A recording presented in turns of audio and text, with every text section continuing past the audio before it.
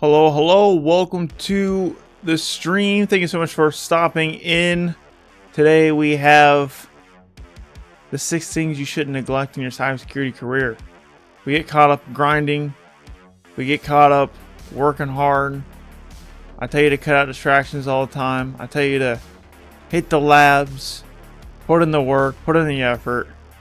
But while you're doing that, there's 6 things that you should never neglect.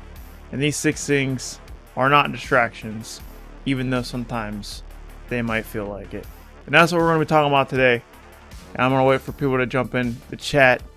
We're going to wait a few minutes before we get rolling with the juicy content. But I appreciate you stopping in, for being here as soon as I go live. We're also going to cover the cybersecurity news that happened last week. And I'm going to give you my thoughts, insights, and expertise on the cybersecurity headlines of last week.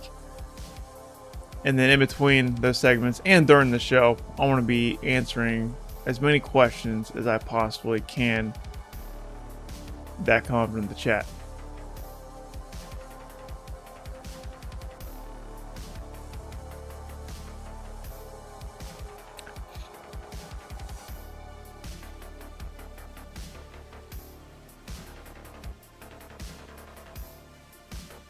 I've been really liking these live streams. I've been liking the new format because these are way less stressful for me and they're a lot easier for me to do.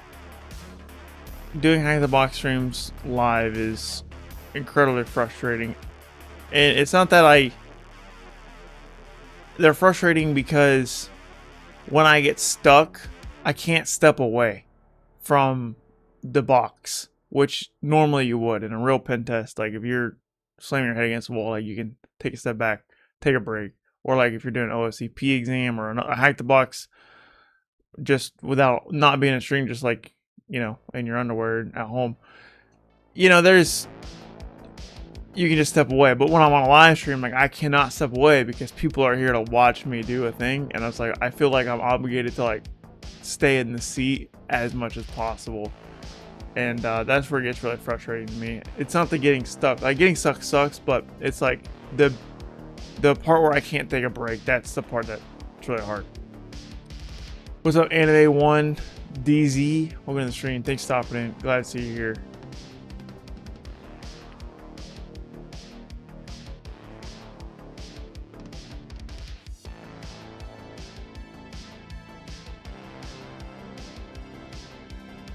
You're just tuning in, we're going to wait a couple minutes and then we'll get started with 6 things you can't neglect in cybersecurity. And like I said, we're going to be doing a Q&A. I'm going to be chatting with you guys and answering your questions. They don't even need to be questions. They can just be discussions. We can have a chat. That's what these live streams are for. As well as giving you guys some words of wisdom, and then we're going to cover the news. What is the topic? The topic is the 6 things you can't neglect in cybersecurity.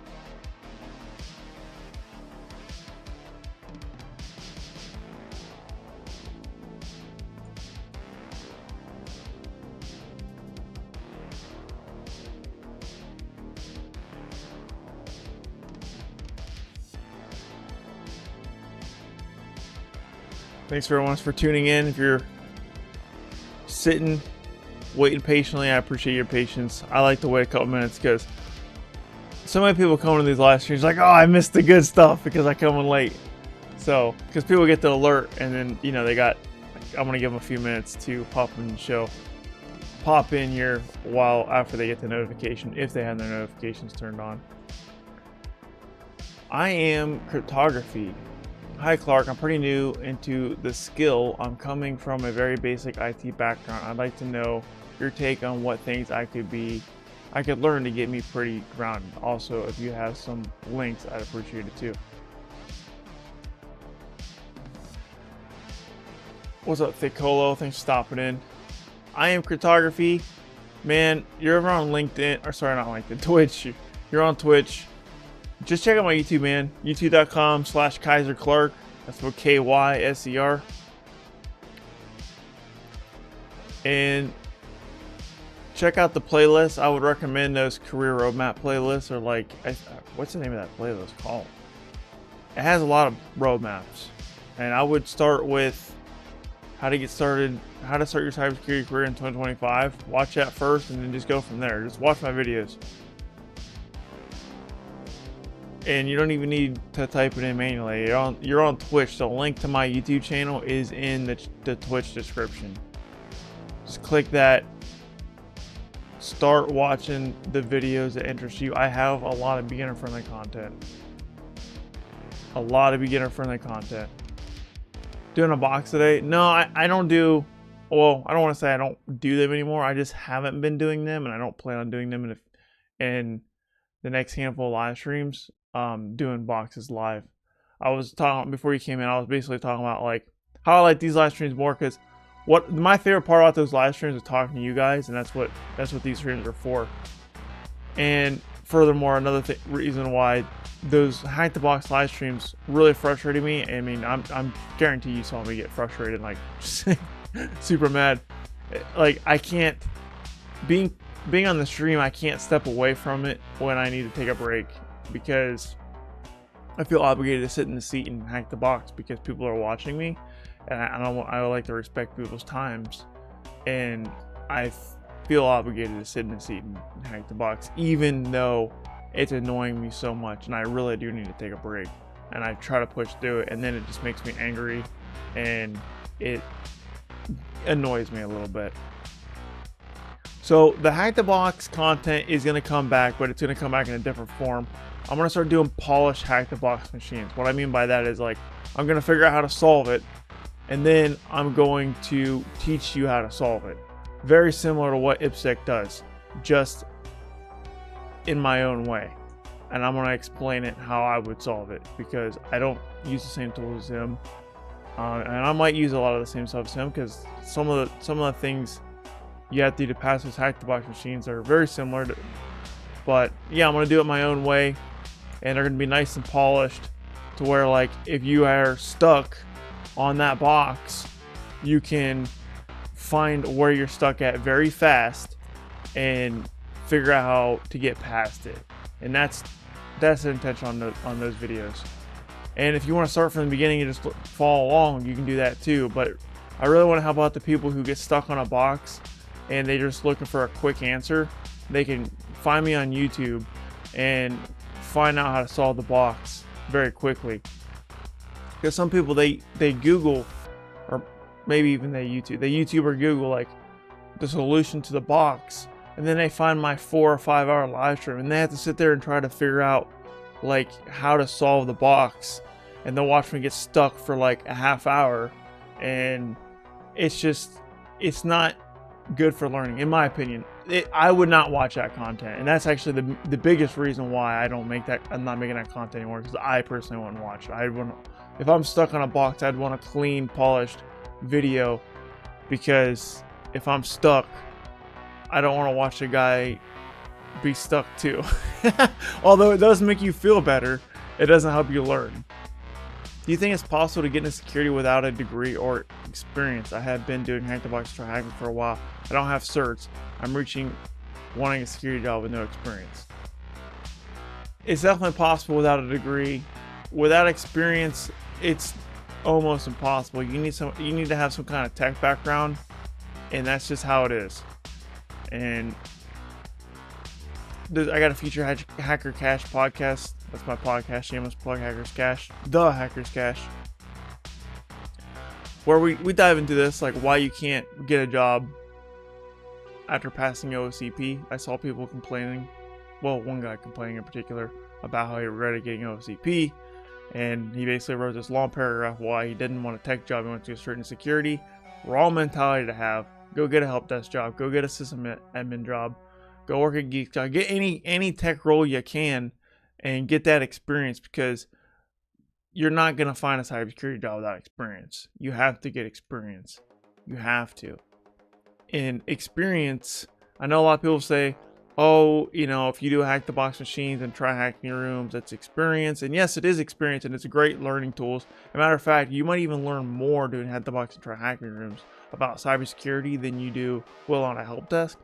But employers really want to see you have that paid experience. And the reason why is because employers, when you have paid experience, they understand that you held a job down. Holding a job down proves that you have a lot of skills. It shows that you have soft skills, you have customer management skills, you can work with people. And if you have, you know, if you worked at a job for 2 years, then that proves that employer, like, you are a team player, which is critical. You see these people, you know, they have 1 or 2 months of experience, they try to find a job. That's a red flag. Like, why are you trying to find a job after you worked this one job for 1 or 2 months? Job hoppers do have a bad reputation. So get your experience. It's definitely possible, but going straight to a cybersecurity job is very unlikely. You can do it without a degree, but if you can get a degree without going into debt, I would absolutely get the degree without going into debt, if it's possible for you. If it's not possible for you, I would not get the degree with going into debt. Would not do it. I have 2 degrees. I'm working on a 3rd one right now. And I use my military GI Bill and I use my military tuition assistance while I was active duty to get those degrees. And I wouldn't have done any of them if I had to pay for school. I just wouldn't have. And with certs help a lot, and they've been the #1 thing for my success. Hands down, certs been the #1 thing for me. So get certifications, and a lot of people, they get 2 or 3 certifications and they still can't get jobs. 5, 6, 7, 8 certifications is really where you want to be at, in my opinion. People are like, oh, you don't want to stack certs, you don't want to collect certs like Pokemon cards. Bro, I'm stacking certs in my career. My phone rings off the hook, bro. I got like 3 recruiters called me today, left voicemails because of my resume. Okay, they're constantly diving in my LinkedIn DMs. They're constantly emailing me because I have so many certs.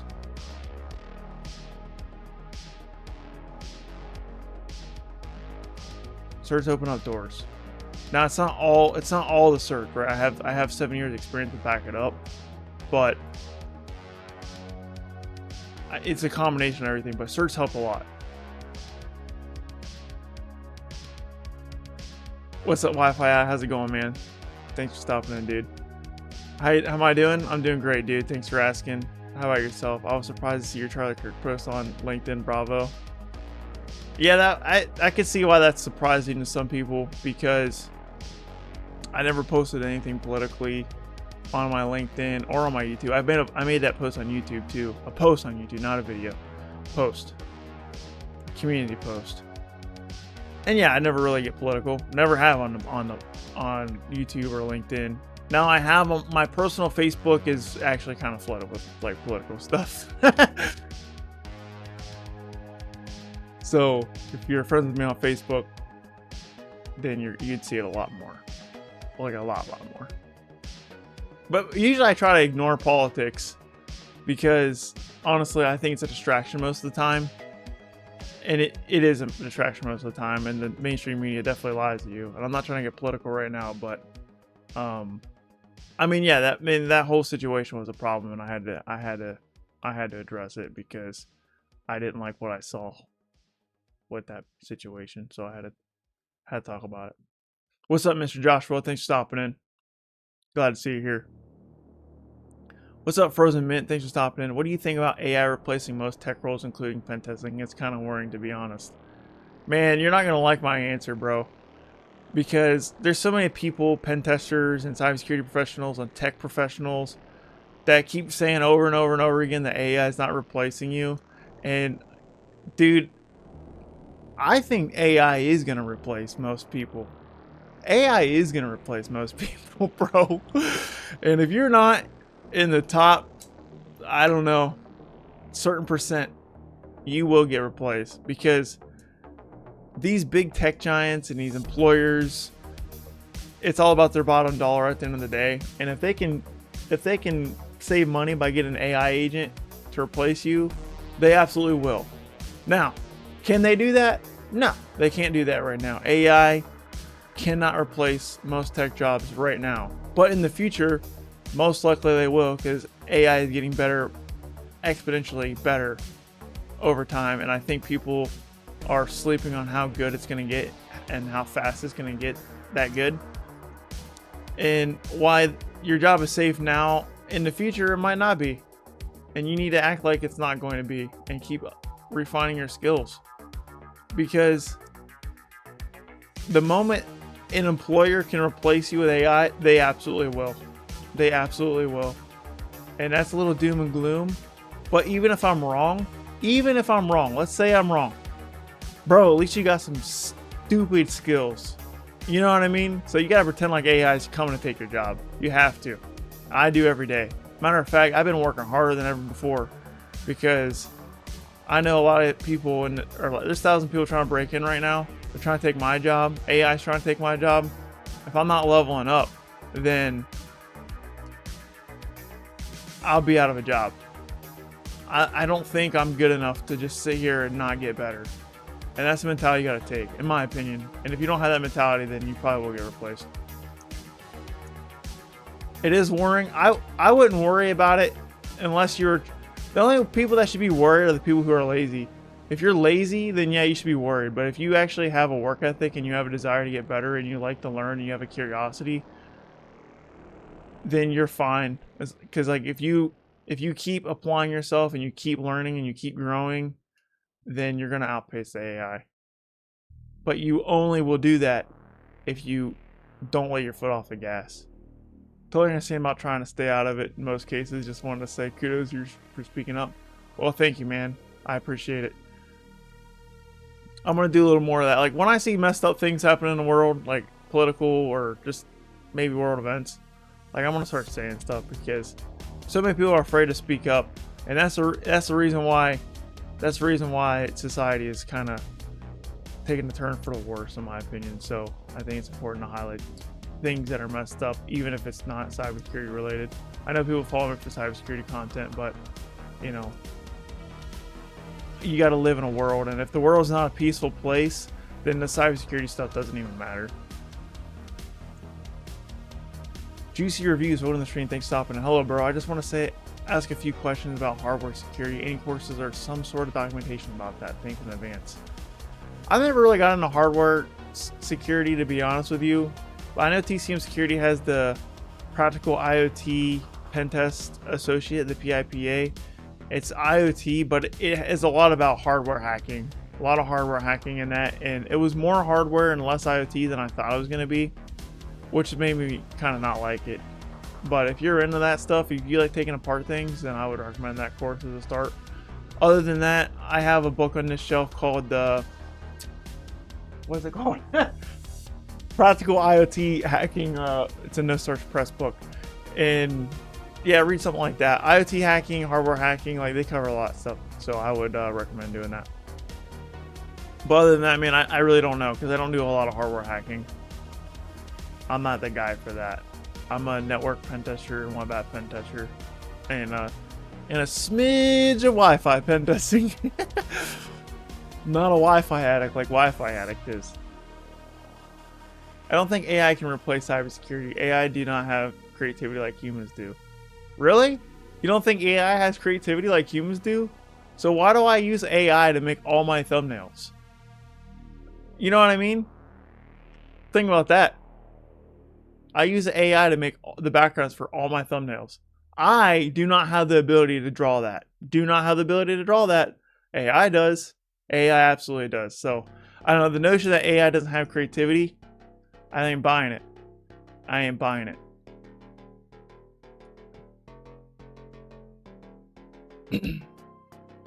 Also, VMAV, thanks for stopping in. And you know, I could be wrong. I'm not the authority on AI. I'm getting better at AI every day. I'm gonna take some AI courses, and I want to get some AI certs too, actually. On the AI front, as someone who has worked for a Fortune 10 company, AI is absolutely something the company I work for is looking into for catching low-hanging fruit on pen tests. 100%. 100%. And there's no entry-level pen test roles right now. It's like you really got to come in at the mid-level. You got to market yourself as a mid-level professional. And like you said, the low-hanging fruit, like if you can't catch anything past the low-hanging fruit, then you're out when AI gets that good. That's every career. Then people wonder why they end up unemployed. Yeah, it's every career. Well, non-cybersecurity people are even in more danger. Like, we're out of all the jobs, I think we're in one of the safest fields to being replaced by AI. We would get, in my opinion, and my intuition and my prediction is that cybersecurity professionals are going to be the last on the chopping block when it comes to AI replacing us, because our job is stupid hard. Stupid hard. And I always talk about that in my content. This is why I tell people to get to work, because it's not easy. And you're going to see the red flags coming your way. Like, you're going to see a bunch of jobs get replaced before you get replaced. So at least there will be some warning signs. And I hope I'm wrong. I hope I'm wrong. I'm not trying to, like, I do, you know, I hope people don't get replaced by AI. It's actually a concern. I think about this all the time.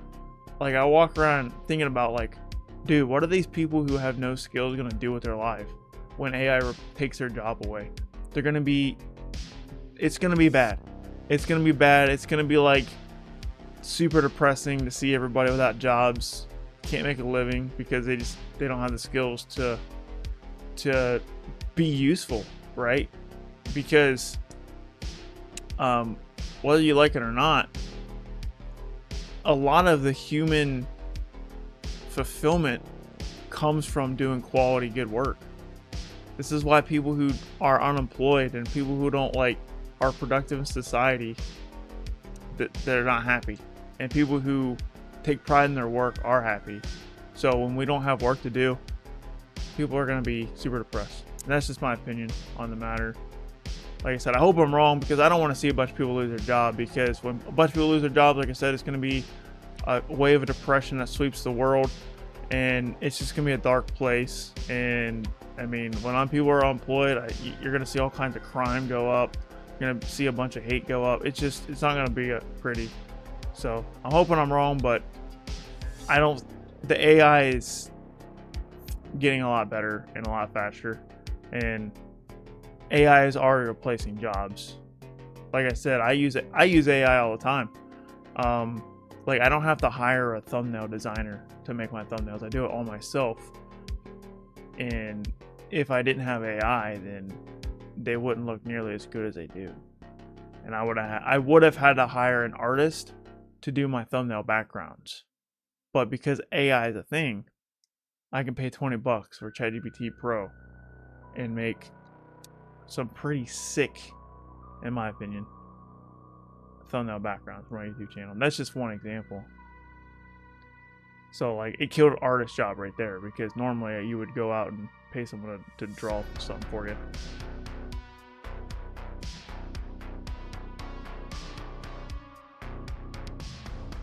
The burp AI agent, if in a retire hacked box machine, could be an interesting video. Ooh, that's good. That is an idea. You know, I never used the burp AI agent because my job, they don't want us using AI, the burp AI agent, because of security and privacy reasons. Dude, we've been streaming for 24 minutes. We were supposed to talk to the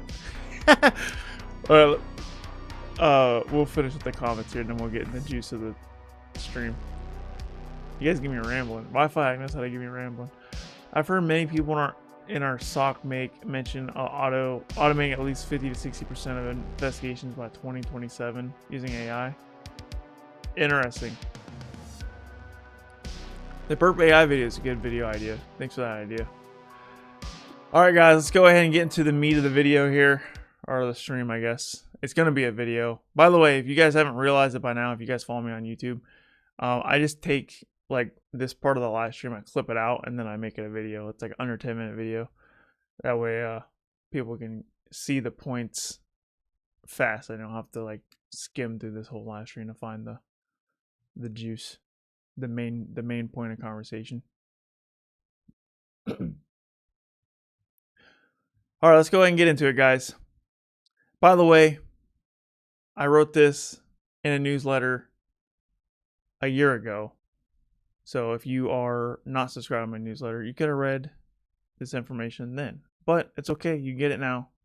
And we're going to talk about it. So, I always talk about grinding. I always talk about working hard. I always talk about hitting the labs and putting as much effort and energy you can to making yourself the best cybersecurity professional possible. I talk about cutting distractions, and I talk about just doing your best. And you really need to focus on your career. But there are certain things that you should never neglect, things you should not cut out on your pursuit to cybersecurity mastery. And I have 6 of them here. Number 1, supportive people. So if you have family members and you have friends and you have a spouse or a partner that supports your dream of being a good cybersecurity professional, then you absolutely need to cherish that relationship, because it's rare, because most people don't get that kind of support. I have never really got that kind of support.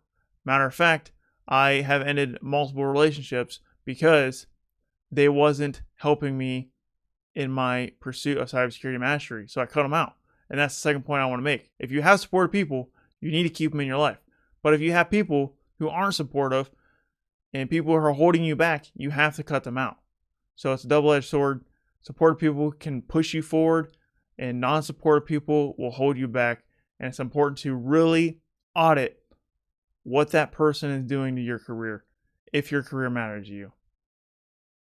Number 2, exercise. This is probably a big one a lot of people neglect, and I have been guilty of neglecting it myself. I no longer neglect this. I've been exercising 2 times every single day, and I've been getting a lot of gains lately. And guess what? I feel better than ever. My mental focus, way better. I feel better. I'm getting better sleep. And because I'm exercising, I am a better cybersecurity professional. I can sit in this chair and I can study and do work for longer periods of time. I can edit content for longer periods of time.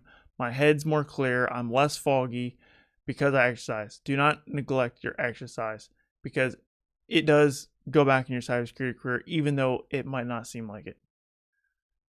Number 3, diet. Maybe more important than exercise, if not just as important as exercise.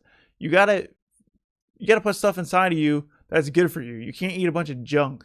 If you eat a bunch of junk, then you are going to be foggy. And if you're drinking alcohol, your mental ability is not going to be as high. I'm not saying that I'm not anti-alcohol. I've drank plenty of alcohol in my life, but I have went almost a year now without drinking. And let me tell you what, my mind, because of the diet and exercise, is sharper than ever. So the diet, make sure you're eating good food and make sure you're eating clean food. Fast food, it's easy to go get fast food. It's easy to get takeout when you're grinding, because you got to put in those hours. I tell you to put in those hours. But it's okay to take a time out to go cook some food. You're not that busy.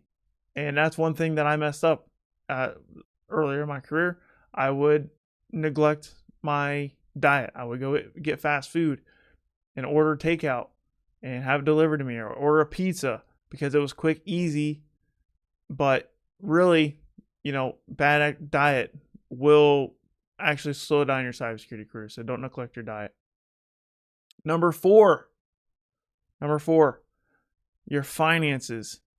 You got to take care of your finances, guys. If your finances are not in order, you can't be a good cybersecurity professional, because you're going to be worrying about your bills. You're going to be worried about all the money problems. And we all know what money problems feels like, or at least I hope so. If not, then you've been you've been pretty lucky. But I've had my fair share of financial problems, and the moment I took control of my finances, guys, it changed everything because I can focus on everything but money. And the money is, it's important to take care of it, right? You don't want to get into a bunch of debt. You don't want to have unpaid bills, because I've been there. I've had my bank account get overdrawn. I've been hit with overdraw fees. I've been hit with late fees. I've been hit with bad credit reports because I didn't pay a bill. Like, I've done all of it, and let me tell you what, it's stressful. And when it's stressful, you think about it, and when you're thinking about it, guess what? You can't focus on your cybersecurity career. You can't focus on your labs, and it's just going to slow you down. So take care of your finances. Number 5, your study environment. You need to have a clean study environment. And you have a clean desk, an organized desk, guess what? You learn better. You retain more information. You can sit at your desk for longer. Keep your desk, keep your study environment clean. Keep it distraction free too. Also, make sure you have good furniture, dude. Like this chair right here, it's like a $450 chair. And guess what? It stung paying $450. I'm a frugal person, but this chair is a really good chair. And I can sit in all day and I can do really good work because it's a nice, comfortable chair. And I spent probably like 2 or 3 hours sitting in every single chair at Office Depot trying to find the right chair for me, because that's how much it matters. So get a good chair. Do not be afraid to invest a few $100s into a good chair, because one, they last a long time. I like the saying, buy once, cry once. You get one nice, you're going to have it a long time. Now mine last year didn't last very long because I have cats who were just kittens and they absolutely destroyed it with their claws, and they're actually starting to destroy this one with their claws. But if you don't have cats, your chair is going to last longer. The point is, get you a nice chair. Get you a very nice chair. And if you can swing it, get a nice desk too. The desk is a little less important, but the chair is highly important, because if you have a good posture, and because I've sat in cheap chairs, and I don't have a bad back, by the way. I do not have a bad back. I'm very thankful not to have a bad back. After doing 6 years in the military, you think I would. Most people in the military do have bad backs, but I got lucky, didn't get a bad back. And even with a good back, if I sit in a bad chair, it hurts my back, and I can't study for more than a couple hours. Okay, I passed my OSCP on the first try, and I spent 17 hours doing that, and I probably only spent 2 hours, maybe 3 of those hours, taking breaks away from the computer. And the reason why I was able to spend 15, 16 hours at the desk is because I had a high quality chair. If I didn't have a high quality chair, I wouldn't have done it. If I didn't have a high quality chair, I wouldn't have passed that exam, because I needed to sit in there that long to pass the exam, because it was hard. It was hard for me. So get a good chair. You can spend more time in the labs, and you can spend more time on those certification exams, and you take less breaks. Next up, quality furniture. We're talking about quality furniture. So I did 2 for 1 there. So that was 5 and 6 in one go. I'm going to give you a bonus. Here's a bonus. Your sleep. I didn't figure this one out for a long time. I used to go to bed at like 1 in the morning and then wake up at like 6, 7 in the morning, dude. And it's hard. It's hard to do work when you're tired. So make sure you get good sleep, and don't sleep too much either, though. I don't believe in like the whole like 9, 10 hours of sleep, because there is a such thing as sleeping too much, in my opinion. But sleep how much is right for you. I've noticed as the older I get, the more sleep I need. I used to be able to run off 4 or 5 hours of sleep. Now if I get 6 hours of sleep, I'm hurting. If I get 7 hours of sleep, that's usually what I shoot for, about 7.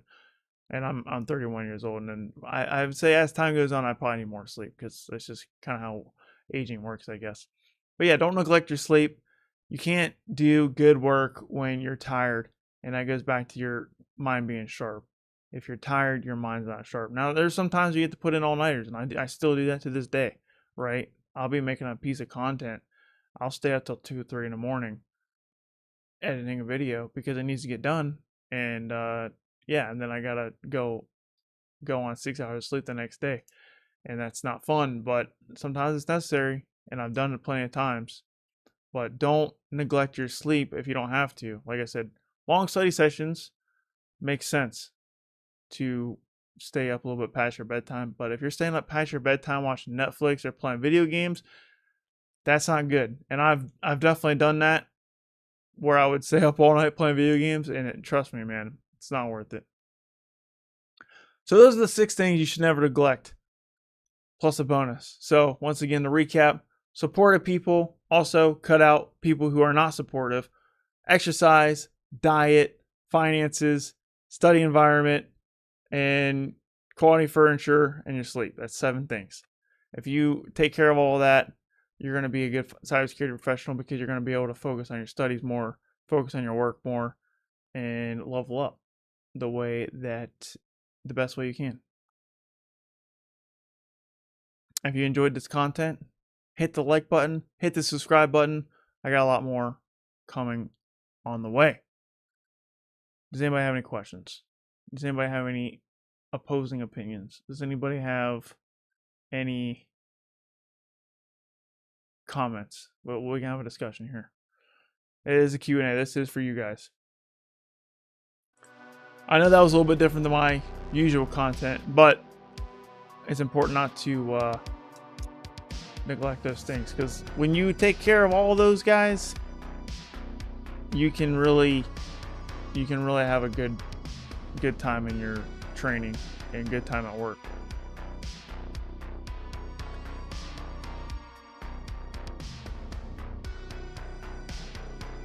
Let me know. I love making you ramble. Good community engagement. What's up, Peter? Thanks for stopping in. That's the best medicine for mental health. Are you referring to the comment I was talking about, like doing like work that you're proud of? It is, bro. It is. And this is why I focus on my work, and this is why I get a lot of fulfillment out of my work and my content. I don't get a whole lot of fulfillment. I actually texted my friend this today. I was like, dude, I felt better after passing OSCP than I did when I was sipping Mai Tais on the beach in Cancun.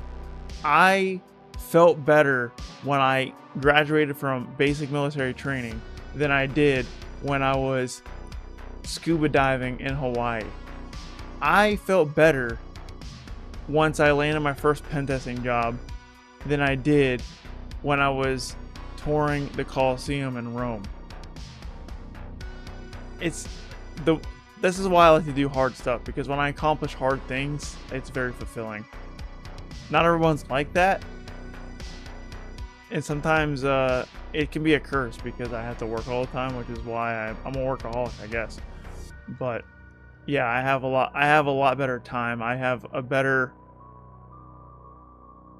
I love myself more when I accomplish things than I do relaxing. I have a hard time relaxing. Sir, to learn from Try Hack Me, is there anything more? Do you have anything to add to this? I mean, keep doing your Try Hack Me. I don't know. I mean, do you have anything specific? I love your videos. Thanks for making them. Thanks. I'm glad you like them.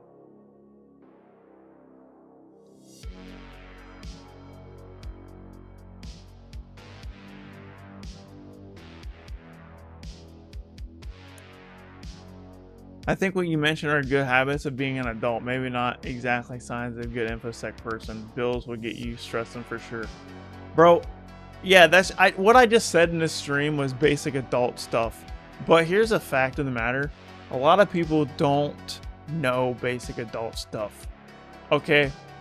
I didn't think diet and exercise was important, because my parents never took care of their diet and exercise. My parents also never took care of their finances. They still don't to this day. I never learned how to take care of my finances. I never learned how to do a diet. I learned how to do exercise. I played sports, but I didn't learn from my parents. Study environment. I didn't learn anything about a study environment, because I thought when I was a kid, I thought school was the only place you learned stuff. Boy, was I wrong. So I never studied anything at home until I was 23 years old, because as a kid I didn't do any homework either. So everything I said is basic adult stuff, but not everybody has parents or family members or supportive people around them that teach them this stuff, which is why I felt like it was important, because I had to figure all of that on my own. Everything I said today, I figured out on my own. No one told me how to do that. No one.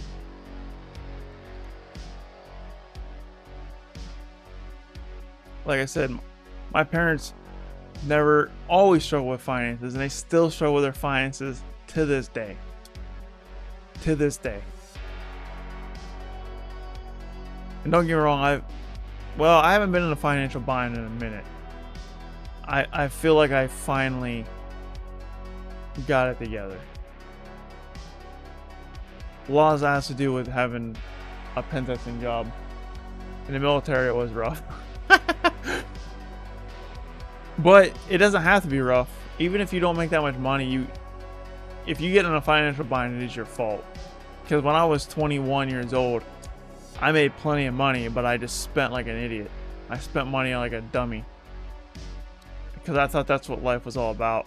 I thought you just get money, spend it all, don't save any money, don't invest any money. And then after a while, after years of being unfinancially fit and getting hit with overdraft fee after overdraft fee, I finally figured it out. I think ironically I've learned more about life in IT/infosec after graduating high school than the previous 18 years of my life. Yeah, dude. The school system is a scam. I agree with you. I'm curious what the demographics of your audience for getting into cybersecurity. You know, I don't really know the demographics that much, but I can tell you this. So I think it's like 55% of you are like from the United States, and then the other is just from all the other countries. India has a high percentage compared to the rest of the countries, which makes sense because I'm from the United States and I speak English, so it makes sense why most of the audience comes from there. The age range, I don't know if am I allowed to tell you guys this stuff? I don't know. If I get banned, I get banned. The age range for my audience is like, I think it's 25 to 30, which makes sense because that's kind of my age range. Is like the biggest group of people. And then it's overwhelmingly more men than women. There's not that many women that follow me, unfortunately. And I think that's the only demographics I have. I think that's all YouTube gives me. They don't tell me what religion people is, and they don't tell me people's political beliefs. They don't tell me what else do they don't tell you? What's the other demographic? Sexual orientation. Yeah, they don't get into that stuff. Just age, gender, and location. That's all I get. Hopefully that helped you out.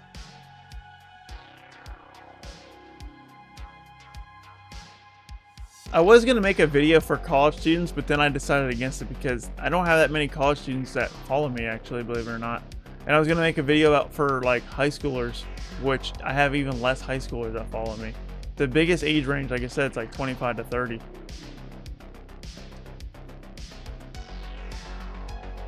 I feel like cybersecurity is like something people figure out after they get out of school more times than not. Because none of my teachers, none of my guidance counselors told me I can make a career in cyber. Not a single one. That's why I didn't join the cybersecurity infosec community until I was 24. And I didn't know how to do it, so I joined the military. That was my way in. I work in IT but not cyber. I like the channel because it's authentic. Lots of trash cyber content out there. I'm glad you like it, BF. Thanks for stopping in. I'm glad you like the content. Yeah, I mean, I keep it real, bro. I'm just sitting here, keep it as real as I can, and I'm glad you like it. And I don't get everything right, but I just talk about my first-hand experience.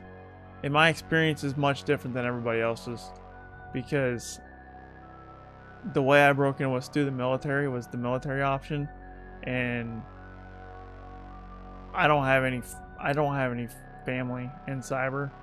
I'm the only one in my family who's ever been in the tech field. My entire family is still blue collar. So that's why I make the content that I do, because no one told me any of this stuff. Yeah, I agree. I went the traditional IT route with my CCNA and then went down the sysadmin route for 10 plus years. Yeah, that makes sense. I want to learn offensive security, and I think always get stuck in the learning thinking that is this right way of learning offensive security. There's really no right way. It's the right way is the way you want to do it. It's your career, and you need to shape it the way you want to shape it, right? Like, I have my way of doing stuff, and other people have their way of doing stuff. Like, for example, I talk about certifications. That's been the number one thing that's helped me level up. I studied for the CPTS certification earlier today, and that's one exam that I'm going to take. I like certifications. Some people don't like certifications. Some people hate them. But that's how I learn. Some people can learn by watching random YouTube videos. I don't learn that way. And that's funny because I make YouTube videos. I make random YouTube videos. But that's not how I learn, bro. And the reason why I don't learn that way is because I got to have a structured course from the same instructor, video after video after video. And I'll pay the money to do it too. I'll pay the money to do it. And then furthermore, YouTube, my algorithm is... And I'm sure most of your algorithms like this. It's not all cybersecurity, bro. Like, I get video game stuff. I get politics. I get some other of my hobbies I'm into. I'm popping up there.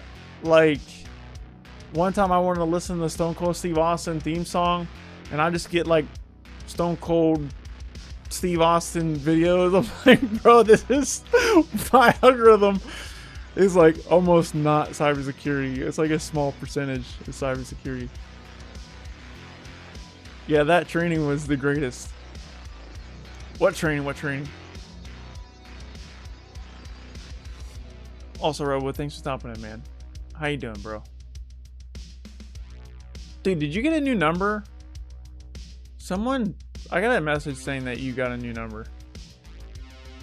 And I wanted to text you and ask you if it was actually you, but for some reason it wouldn't send. I don't know why. And then I just forgot about it until just now. Your James are killer, bro. Thanks. It's White Bat Audio, Carl Casey. If you want to go listen to it yourself, you just YouTube White Bat Audio. I did it with me. Okay, I thought it was a fish, bro. I thought it was a fish. I'm like, this is suspicious. Okay, I'll save the number. Yeah, like I said, I was gonna send you a LinkedIn message. So I didn't want to reply to that message. So they'd be like, "Oh, of course it is." So I was gonna send you a LinkedIn DM, but for some reason my LinkedIn app like would not let me send a message, and I'm like, all right. I think I was driving, and I'm like, I don't like to text and drive, obviously. So I'm like, I'll just text them later, and I just forgot. The thing about infosec and specifically pentesting, I really got to know a lot in several areas in IT. It's an advanced career path for IT for sure, 100%. Yeah. All right, guys. Wow. Man, we've been ranting for 48 minutes already, bro. This has been so much fun. I didn't realize 48 minutes went by. We got to do the cybersecurity headlines, man. That's my, oh, by the way, yeah, so here's my notes. This is my cheat sheet. This is my newsletter, by the way. This is what a newsletter looks like, if you were wondering. If you're not subscribed to my newsletter, highly recommend it. I put some good content in here, bro, every single week. And then you get little links to my latest videos. Look at me. This is how old this one is. This is before I had a beard. So I still wear the tie and the dress shirt. But yeah, I put all my content in there. Oh, and I also do this, what I'm reading now. I started doing that. So if you want to know what I'm reading, boom. All right. We can close out of this and do the headlines here. We're gonna pause the music real quick.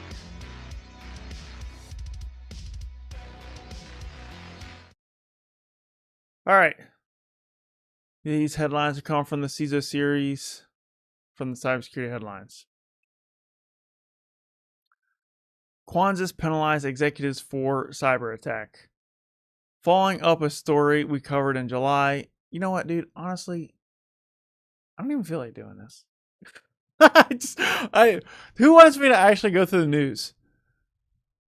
I feel like no one wants me to watch it because I've been looking at the YouTube clicks, and you guys haven't really been into the news stuff.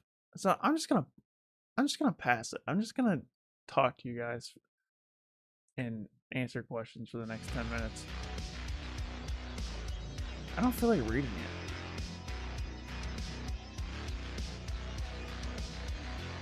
If I get one person who says I'm going to do it, I'll do it.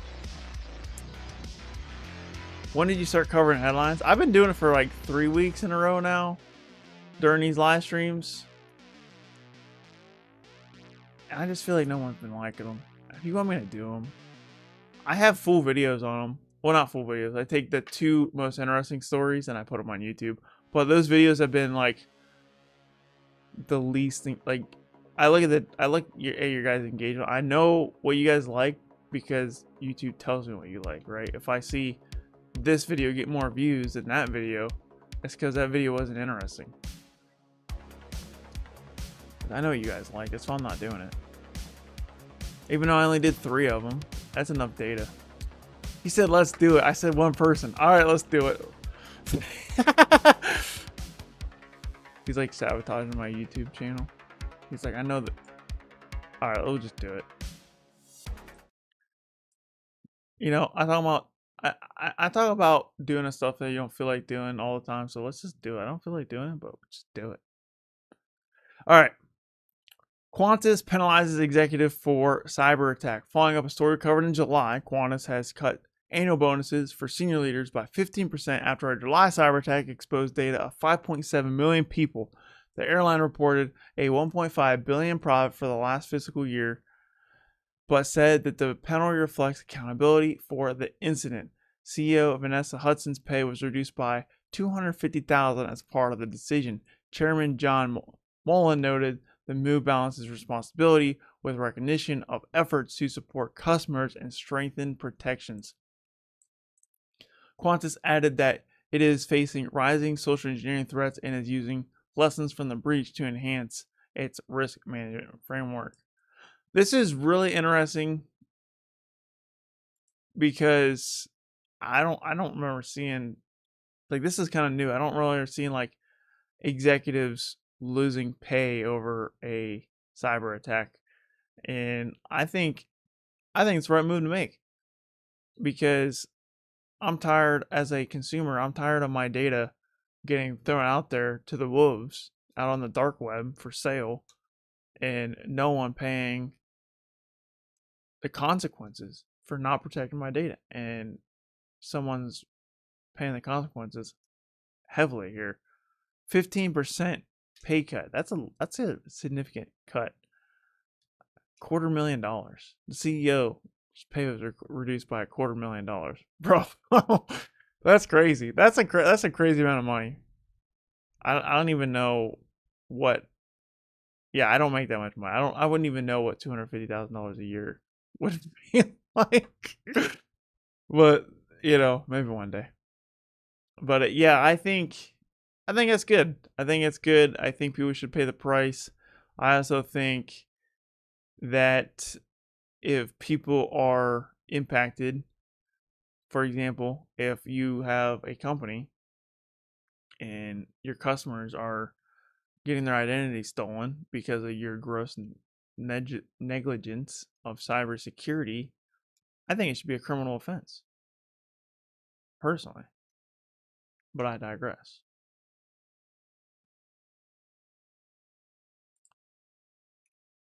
Move on to the next story. Sonic Wall SSL VPN flaws now being actively exploited. Following up a story we covered in August, cybersecurity firm Rapid7 says it has observed a spike in intrusions involving Sonic Wall appliances over the past month, particularly following reports about renewed Akira ransomware activity since late July. Sonic Wall has subsequently confirmed that the attacks on its firewalls involved a year-old security flaw, CVE 2024-40766, with a CVS's score of 9.3, where local user passwords were carried over during the migration and not reset. Customers are advised to rotate passwords on all SonicWall local accounts, remove any untrusted or inactive SonicWall local accounts, ensure MFA/TOTP policies are configured, and restrict virtual office portal access to the internal network. I mean, this one here is like, yeah. I mean, it's still being actively exploited a year later. So this is just another prime example of why patch management is important. I know patch management's not easy. It's very hard, but it is important. And keep yourself up to date so you're not a victim if you are, in a business, if you're in charge of cybersecurity somewhere. But yeah, I don't have much more to say about that one. I think this one's just like, honestly, this is a cybersecurity 101. This is cybersecurity 101 here. There's really not much to add here. Like, we got OCVs being exploited and wild. Like, patch your stuff. Like, a Nessus scan would tell you that this is a problem on your network if you just ran your assessments and then fix the stuff. Especially 9.3. Like, if you're getting 9.3s on your vulnerability scans, then yeah, you should probably patch those.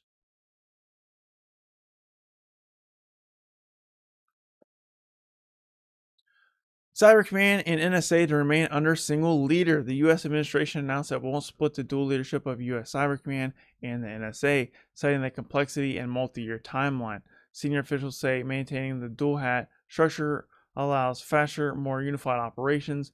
Army Lieutenant General William Hartman, acting head of both agencies, expected to be confirmed permanently. Yeah, so this one's, I think it's the right call, keeping it under the same leader and keeping it under the same hat, because changing Cyber Command and NSA and breaking it into two, that's a massive change. That is a massive change. And I'm actually going for my MBA, and I'm actually in a class all about change management. And changes are hard and they take a lot of time and they will slow you down. And if there's got to be in my opinion, there's got to be a really good reason to make the change. If there's not a really good reason to make the change, then you shouldn't make the change, because changes will absolutely slow you down and leave holes in your processes if you do them. And there's going to be holes at first, and then they get patched along the way. So I think it's the right move, because we need to have a strong cyber command. And NSA, I'd like to have the NSA have some less power, but when it comes to protecting the United States interests, yeah, like I don't want to see our government get hacked by North Korea, bro. You know what I mean? As a military veteran, that just yeah, I think having a strong cyber command is important. And I think if you disconnect the cyber command and NSA, I think it just weakens the whole country. So I think it's the right move to keep it together. And even if it's not, it would be a big pain to split it up. And it says citing complexity and multi-year timeline, of course, right? That's a big change. It's not gonna happen overnight. And like I said, you can't make it better if you're in the middle of that change. So it doesn't seem like a change that makes sense, at least not right now. So I like the decision.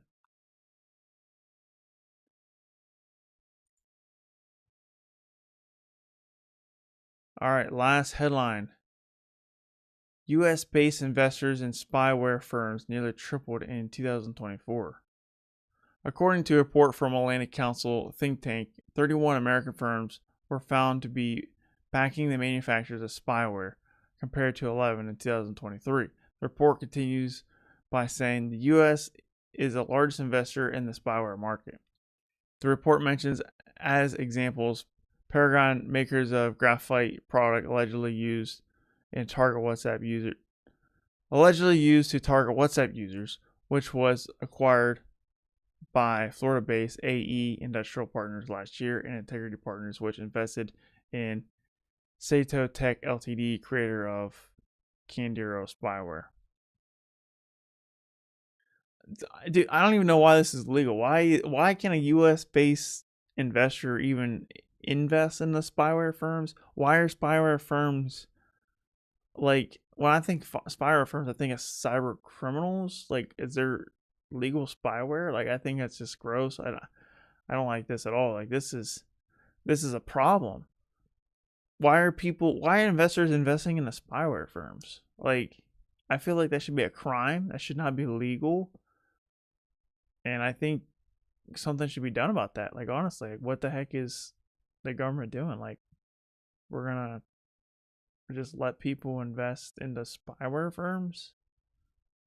I mean, unless the spyware firms are like spying on the citizens and they're giving that information back to the government, which makes sense. I mean, I hate to get political here, but that'd be the only reason why the government's gonna let this slide. And that's probably why they're letting this slide. Or maybe the spyware firms are spying on foreign adversaries, which that makes sense too. And I bet that's just like state-sponsored stuff. I don't know if the government's involved with this at all. It doesn't say it, but I just feel like, yeah, that shouldn't be a thing.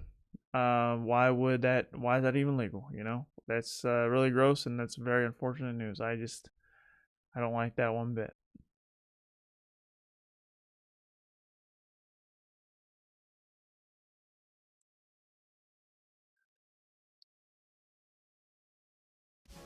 All right, that was all the news articles, guys. If you guys have any comments on any of that, feel free to comment. I think dedicated video headlines similar to what Hack5 and some other channels do instead of during a live stream might give you better metrics. Maybe, yeah. I mean, I don't want to be a cybersecurity journalist. I'm just reading the headlines that are already there. That's why I always say this comes from cybersecurity headlines, because I'm not the one pulling these news articles from the internet. I thought about it, but I just never pulled the trigger on it, just because, like, I don't know. I just feel like that's not something that I would feel passionate about. Doing it on a live stream like this is really easy for me to just read it and then talk about it. But I will consider it. I agree. Execs should get a pay cut for sure. It should be handled pretty much like PII. My data shouldn't be used to line the pockets of execs, let alone they are increasing the downstream impact to the public with additional phishing emails sent. Yeah, 100%. Yeah, it's just gross. I think there should be higher penalties for bad cybersecurity practices. Like, you know what I mean? Like, think about this. Like, if you made a toy and it hurt a kid, there's a class action lawsuit if they were like hurting kids left and right, right?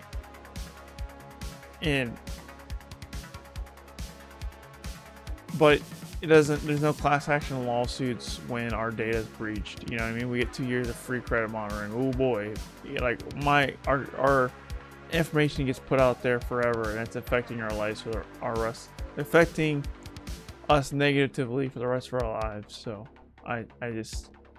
it's just ridiculous.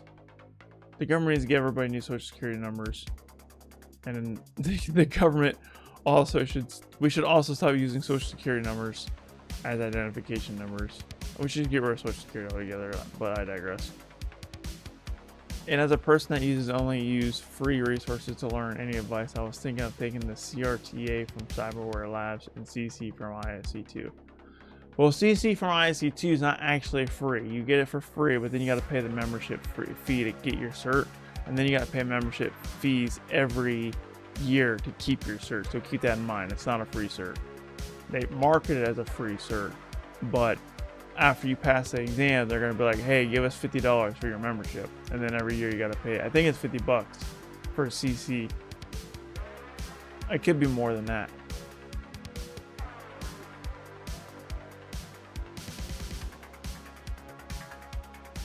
But any advice?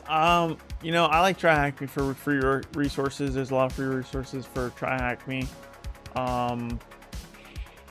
Hack the Box got free. You can do all the active machines in the last 2 retired machines on Hack the Box. Great resource, but that's more advanced. So I would say we TryHackMe for now, and do all the free stuff on TryHackMe. And then once you get to the point to where you gotta start paying for it, then pay it. I think, and you might not like the answer to this, but I think relying on free resources alone isn't going to get you where you want to go. It can get you started, but the best training, I mean, almost all my training I have done paid resources, because I think it's like you get what you pay for, and it's worth paying money for a good course, a good certification. It's absolutely worth it. Like, if you can't afford it, I understand. Yeah, eat up all the free resources you can, but eventually you're gonna run out of free resources, and the paid content's way better, 100% way better. And plus, and here's another reason: if you pay for something, you're more likely to pay attention to it. When you got money on the line, when you got skin in the game, you're more likely to really dissect that information and really cement that information in your brain.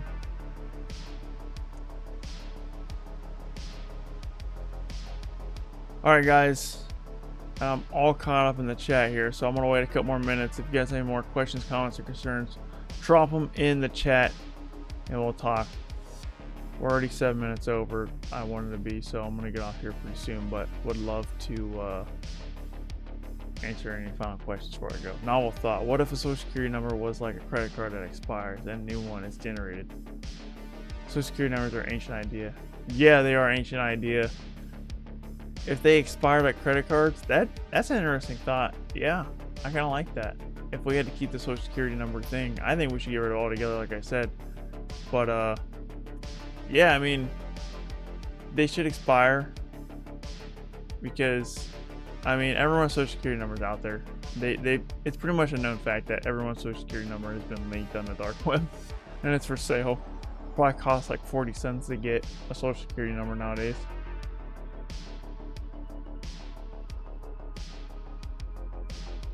But that's a good idea. Have them rotate them like credit card numbers. Interesting idea.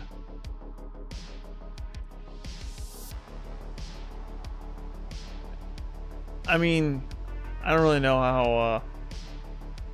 I don't really know what the solution to the problem is. That's just a thought. That would be incredibly hard to just like do, obviously, but I think companies should stop storing social security numbers for starters. Everyone wants your social security number. Everyone. You do business with anyone. I went to my car mechanic and they're like, "What's your address?" I'm like, "Bro, you don't need my address. Like, you're doing the work on my car here in the shop, and when you're done, I'll come up and pick it up. You're not delivering it to me, are you? Like, I'm not giving you my address."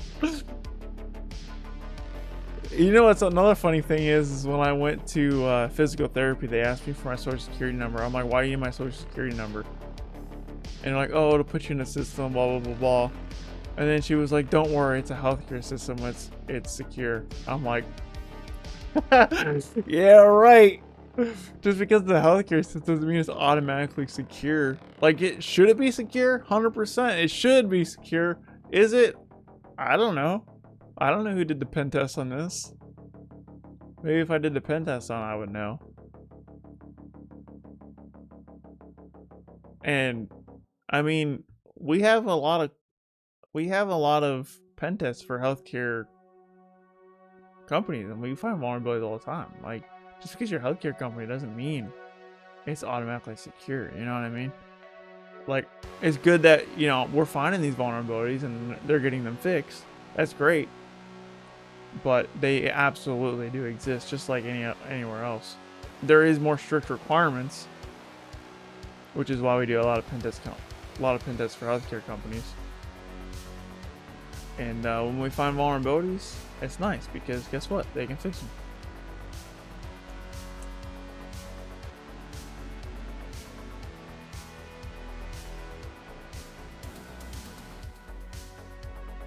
Alright guys, looks like no more chats. So thank you so much for watching. Thanks for hanging out. We got one more chat. Alright, last one. I'm from India and I see many selling memberships and cert exams for almost half the price or even less on Telegram. I've been warned by people not to buy from these people. Yeah, don't buy them. Scams, bro. 100% scams. Do not buy a discounted certification. I get them in my email. I get those in my inbox every day. And they're like, do you need certifications? And they'll like list out all the certifications that I already have. I'm like, bro, I already have all these. Like, they're scams. Don't buy them. They're not discounts. They're fake. Like, only buy certification vouchers from the actual certification vendors or Pearson VUE. Pearson VUE's a partner of many of these certification providers. So training though, on the other hand, you can get training from third parties. It depends on the cert, right? Like CompTIA, like you can get training third party. OffSec you can't. OffSec you can't. Well, I take that back. There are some third party OffSec training, but not that many. So yeah, be careful with that. Always go official sources for the vouchers of the certifications. Training, there's a lot of third-party training out there, so that rule doesn't apply as much. But still be careful. Anytime you hand them money, like anytime you see a discount, like you need to, unless it's coming from like an official website, like you need to have a lot of caution there. What's up, Jones? Yeah, you're pretty late this show. I'm actually wrapping up right now. I should have ended a little bit earlier, but yeah, I stream this time every single week, Tuesday 7 to 8 p.m. Eastern time. That is 4 to 5 Pacific time every Tuesday. But it's okay, you can rewatch this on YouTube. All my live streams stay up on YouTube indefinitely, and then I'll even cut out some of the YouTube. Cut out the, I call them Cyber Real Talks. I cut those out and put them on YouTube as well as standalone videos, and I post them on LinkedIn. So yeah, if you missed, you can go back and watch.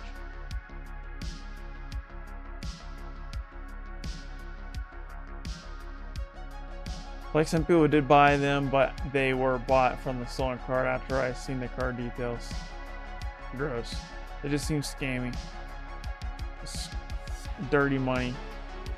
I wouldn't touch it with a 10-foot pole, man.